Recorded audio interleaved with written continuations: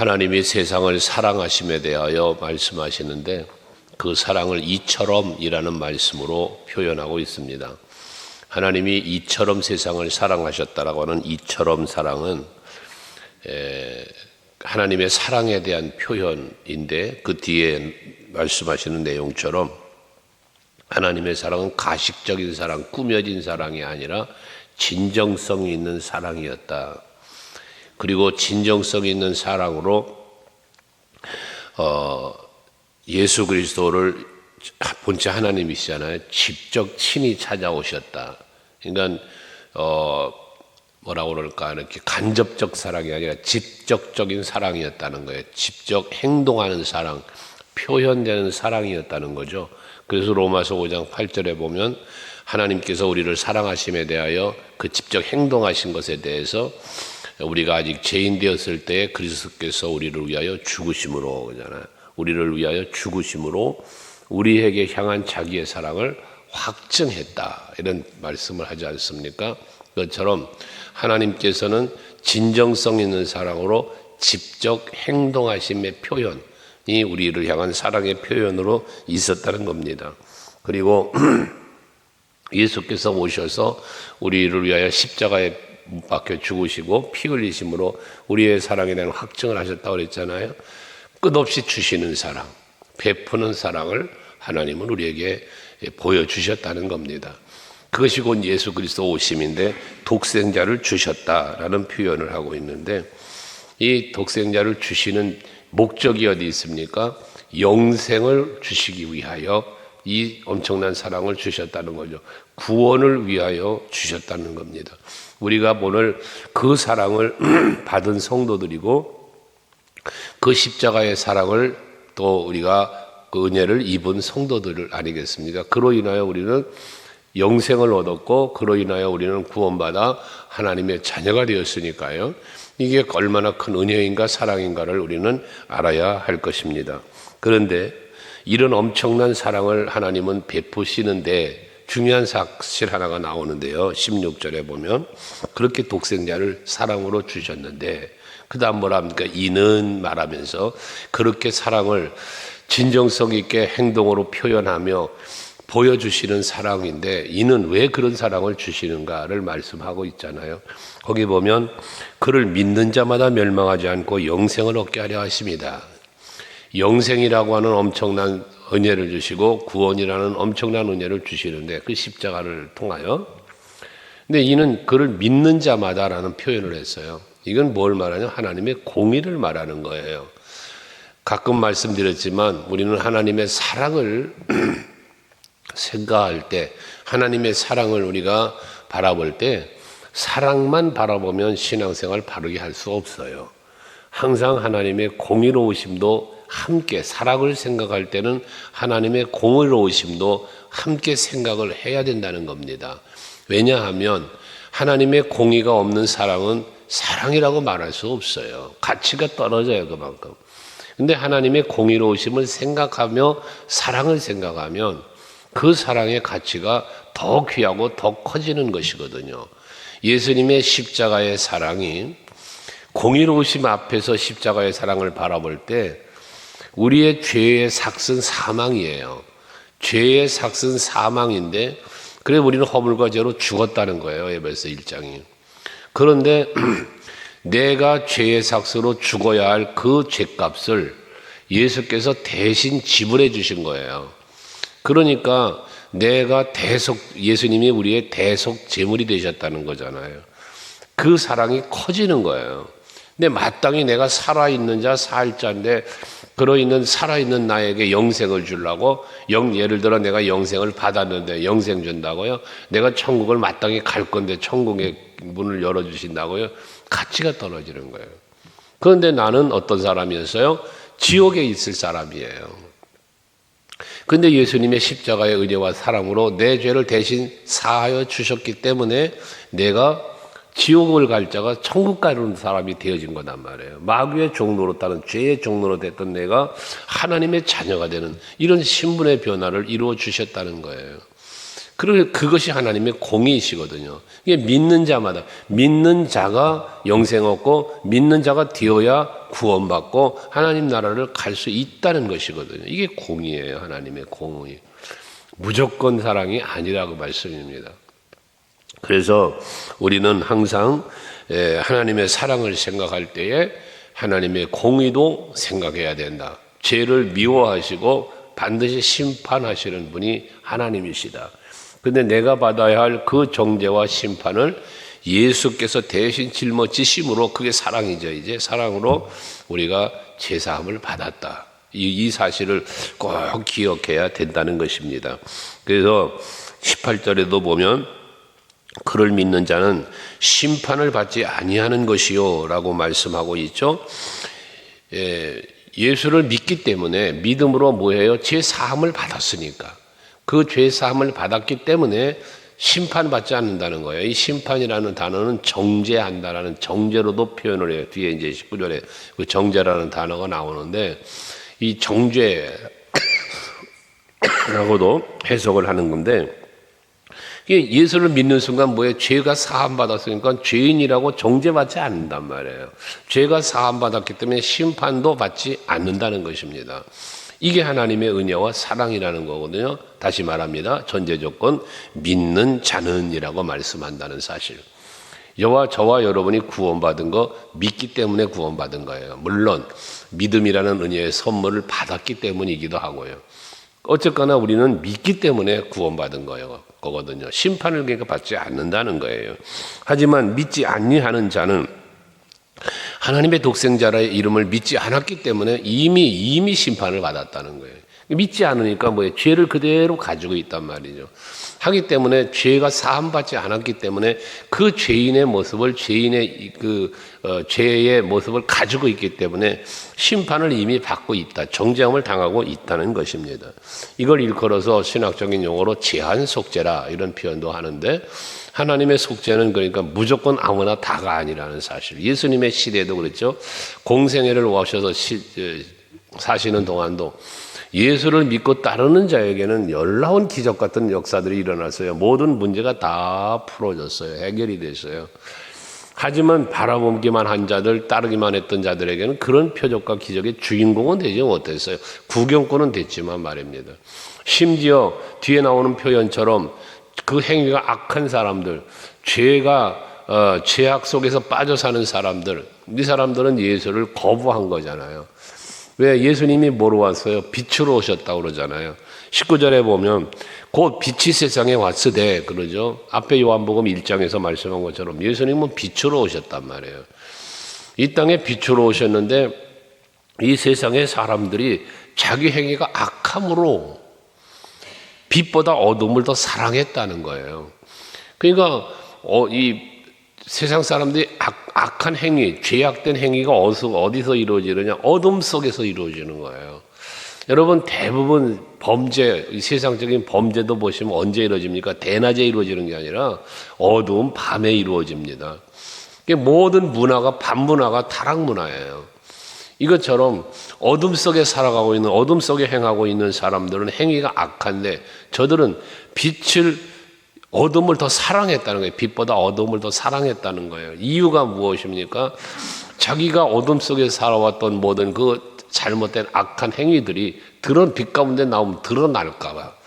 그것이 드러날까봐 사람들이 빛을 미워했다는 거예요. 그러니까 이 악을 더 사랑하는 삶을 살았다는 것이죠. 여러분, 세상을 사랑하는 사람, 대만은 세상을 사랑하였기 때문에 바울을 떠나서 돌아갔다는 말씀도 하지 않습니까? 여러분, 우리가 신앙생활하면서 교회를 다니고 예수를 믿노라 하면서도 세상을 사랑하면 여기 표현한 대로면 어둠을 더 사랑했대요. 이 더 사랑이라는 것은 사랑이 더 그쪽으로 치우쳤다는 거잖아요. 하나님보다 예수보다 빛보다 더 어둠을 사랑했다라는 말이잖아요. 그러니까 우리가 신앙생활 속에서 왜 하나님이 예수께서 말씀하시지만 너희는 먼저 그의 나라와 그의 의를 구하라. 이게 우선순위잖아요. 내가 먼저 해야 될 일. 이 먼저라는 우선순위라는 것은 결과적으로 무엇을 말하는 겁니까? 내가 하나님의 나라, 하나님의 의가 더 소중하고 더 하나님이 기뻐하심이 된다는 사실을 믿기 때문에 그게 내 삶의 우선순위가 되어지는 걸 말하는 거잖아요. 이 악을 행하는 사람들은 빛보다 예수보다 이 세상을 더 사랑하는 거예요. 더 어둠을 사랑하는 거예요. 그러니까 하나님 앞에서 악을 행하는 이 죄의 자리를 떠나지 못하는 그런 일이 벌어지고 만다는 것이죠. 여러분이 그잖아요. 아브라함이 하나님 앞에 이삭을 번제로 드릴 때 그 하나님께서 그 번제를 받으시고 창세기 22장 12절에 보면 그러잖아요. 네가 네 사랑하는 독자 이 아들 이삭을 아끼지 아니하였으니, 아끼지 않았다는 거예요. 하나님 앞에. 그러니까 내가 이제야 네가 나를 경외하는 줄 알았다는 거예요. 이제야 네가 나를 경외하는 줄 알았다. 하나님께서 아브라함을 시험하셨던 거거든요. 근데 그 시험을 하신 목적이 어디 있느냐? 네가 네 고향과 친척과 아버지 집 그거보다 나를 더 의지하는가, 나를 더 믿고 신뢰하는가를 시험하시는 거고, 이스마엘을 내쫓으라니까 혈통적인 것보다 하나님의 언약의 씨를 하나님 말씀하시니 그것이 더 소중하다는 사실을 이가 믿는가를 확인하시는 거잖아요. 거기다 하나밖에 없는 이삭도 하나님 앞에 그것도 번제로 드리라고 하는데, 그걸 하나님 앞에 드리는 이 아브라함의 믿음을 보시고 하나님께서 네가 이제야 나를 경외하는 줄 알았다는 말씀을 하잖아요. 거기에 경외한다는 그 경외함 속에는 하나님을 믿고 높여드리고 존중하고 하는 뜻도 있지만, 거기에는 하나님을 더 소중히 여기고 더 사랑한다는, 더 사랑이라는 의미가 경외함 속에 들어있단 말이에요. 이삭보다도 내가 더 하나님을 사랑합니다. 이 이삭 소중하지만, 아깝지만, 사랑하지만, 그래서 사랑하는 이삭, 사랑하는 아들을 아끼지 않았다는 표현을 하는 거예요. 아까운 거라는 거예요. 사랑하는 존재라는 거예요. 하지만 하나님이 번제로 드리라니까 드렸다는 이야기거든요. 근데 이것을 하나님은 기쁘게 보신 거다 그 말이에요. 그러니까 여러분들도 마찬가지예요. 제가 가끔 말씀드린 게 그거잖아요. 하나님보다 더 사랑하는 것이 여러분에게 만약에 있다면 그것은 곧 하나님 앞에서 우리 우상과 같다.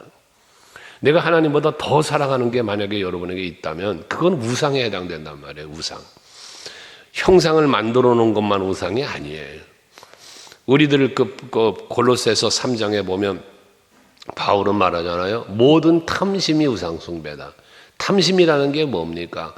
하나님이 내게 허락하신 것 외에 다른 것들을 네 이웃 것도 탐하지 말라고 했던 것처럼 탐하는 것, 이 탐욕이에요, 탐욕. 이게 전부 다 하나님 말씀, 하나님의 뜻보다 더 세상 것을 욕심을 따라가는 것, 이게 전부 다 우상숭배라고 이야기한 이유가 무엇입니까? 하나님의 뜻을 저버리고 그리 따라가니까요. 하나님을 등지고 살아가니까요. 그 욕심 때문에. 그걸 우상이라고까지 표현을 한 것이거든요. 여러분, 우리는 빛 대신 예수 앞으로 나아올 때 모든 어둠의 권세와 죄악들이 사라지는 거잖아요. 그 예수 그리스도의 보혈의 은혜 앞에서, 사랑 앞에서 말입니다. 이처럼 사랑하사 독생자를 주셨는데 그 독생자를 주신 그 사랑을 우리가 거부하면 안 되잖아요. 어제 아침에도 말씀을 드린 것처럼 우리가 하나님에게로부터 받은 은혜와 사랑이 얼마나 큰 은혜와 큰 사랑인데 이 사랑을 우리가 거부한다? 이 사랑을 우리가 잊어버리고 산다? 이 배은망덕이라고 그랬잖아요. 그러니까 여러분들이 예수 그리스도가 이 땅에 오심에 대한 것을 우리 신앙 고백을 매일 아침마다 하잖아요. 매일 아침마다 신앙 고백을 하는데 그 신앙의 고백에서 내용처럼 참으로 예수 그리스도가 이 땅에 오심이 나를 향한 하나님의 크신 은혜와 사랑이라는 사실을 확실하게 믿는 것, 이게 빛 가운데로 나오는 거거든요. 그 다음 빛 가운데로 나왔다 다시 어둠으로 가면 안 되지 않습니까? 빛 가운데로 나왔으면 빛 가운데서 살아야죠. 다시 어둠으로 가면 안 되잖아요. 그래서 주와 동행한다, 주를 따른다, 이런 표현을 우리가 하는 것이죠. 그래서 저들은 어쨌든 세상을, 어둠을 더 사랑하다 보니까 빛으로 세상에 왔지만 그를 받아들이지 않았다는 거잖아요. 그러면서 20절에 악을 행하는 자다 빛을 미워하여 빛으로 오지 아니하나니 이는 그 행위가 드러날까 하며. 그렇죠. 어둠 속에서 악을 행하고 있던 자신들의 모습이 빛 가운데 나면 다 드러난단 말이에요. 자기의 부끄러움이, 자기의 수치가 다 드러나는 거예요. 그러니까 빛 가운데로 나오질 않는다는 거예요. 빛을 미워한다는 거예요. 자기 죄가 드러날까 봐. 하지만 21절에 진리를 따르는 자는 빛으로 오나니 이는 그 행위가 하나님 안에서 행한 것임을 나타내려 합니다. 그렇죠? 나는 진리 안에 살았어. 오직 예수 바라보고 살았어. 오직 예수 의지하며 살았어. 하기 때문에 이제 예수 앞에 나오는 게 당연한 거예요. 자랑스러운 거예요. 당당한 거예요. 당당하다는 표현은 좀 당돌한 표현이지만 우리가 예수 앞에 나오면 내가 하나님 앞에 의롭게 살았다면 그 의를 인정받기 위해서라도 빛 대신 예수 앞으로 나올 거 아니겠습니까? 그런데 죄악된 모습으로 살았으니 자기의 부끄러움과 수치가 드러나는 것이 싫으니까 숨어버린단 말이에요. 마치 비유에 말씀드렸던 것처럼 범죄한 범죄자가 경찰을 보면 어떻게 돼? 도망치죠. 그 앞에 당당히 나서지 못하죠. 그러나 죄를 범하지 않은 사람은 경찰이 있으면 어떻습니까? 당당하게 나아갈 수 있는 것처럼 비유를 보면 그렇잖아요. 그것처럼 빛 대신 예수 앞에 내가 나아갈 수 있는 길은 내 죄가 사함 받았으니까 그 은혜로 예수님의 십자가 은혜로 내가 죄 사함을 받았으니까 감사함으로 예수 앞에 나아가고 또 죄 사함 받았으니까 정결한 모습으로 하나님 앞에 예수 앞에 나아가고 나아가는 삶을 사는 거다 그 말이에요. 그것이 우리가 누리는 자유요 은혜란 말이죠. 뒤에 이제 8장에 가서 묵상하겠고 어제 아침에도 말씀 잠시 드린 내용이지만 진리를 알지니 진리가 너희를 자유하게 하리라 그랬잖아요. 오늘 여기 21절에 말하는 것처럼 진리를 따르는 자는 진리를 알고 진리를 믿고 이 진리는 예수니까요.